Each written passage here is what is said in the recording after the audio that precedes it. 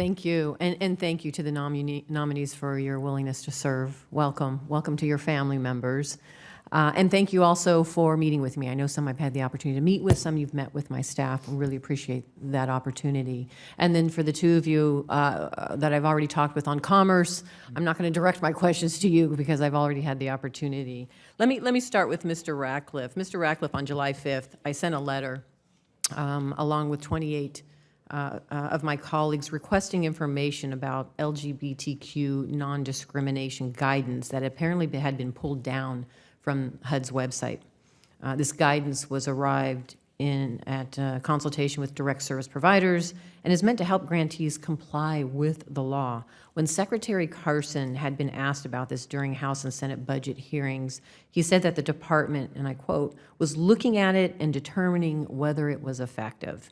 As head of community planning and development, you'll be entrusted with ensuring that the CDBG, the home program, and homelessness service providers obey their non-discrimination obligations under the law. If confirmed, will you commit to promptly restoring the resources to HUD's website?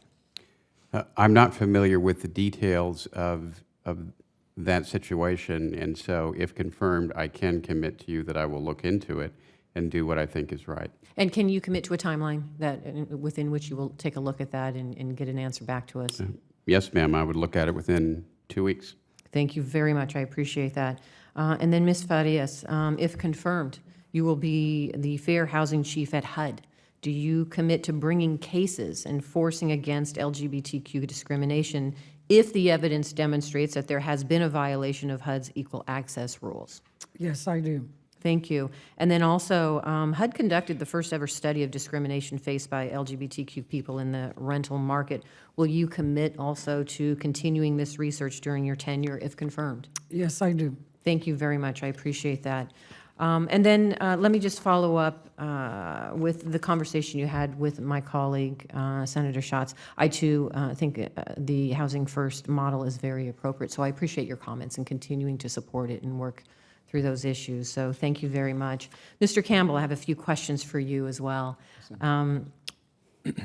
When the Treasury Department released its report seeking to identify ways to roll back financial protections, Secretary Mnuchin noted that about 80% of the report's recommendations could be implemented administratively without Congress.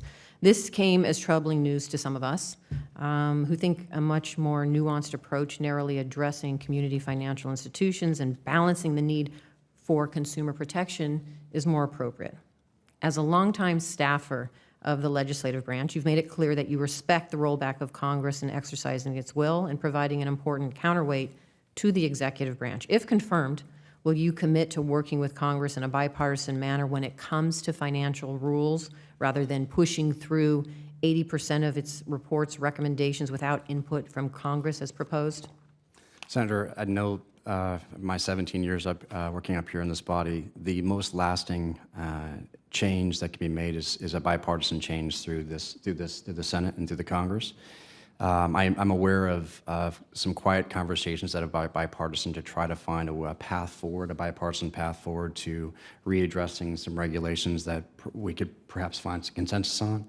If confirmed, I look forward to working with you and members of the committee that are interested in their staffs to helping facilitate those conversations and trying to find a bipartisan legislative path forward to right size and tailor, where appropriate, regulations related to financial markets, financial institutions. I appreciate that. And then the report also, to my chagrin, included no mentions of ways to bolster consumer investor protection, though it has dozens of proposals for ways to weaken rules for some of the largest banks. And I understand that future reports from the Treasury are forthcoming, and you would be in a position to work on such reports in your new rule. If confirmed, will you work with Congress to incorporate recommendations related to needed consumer and investor protections in subsequent Treasury reports?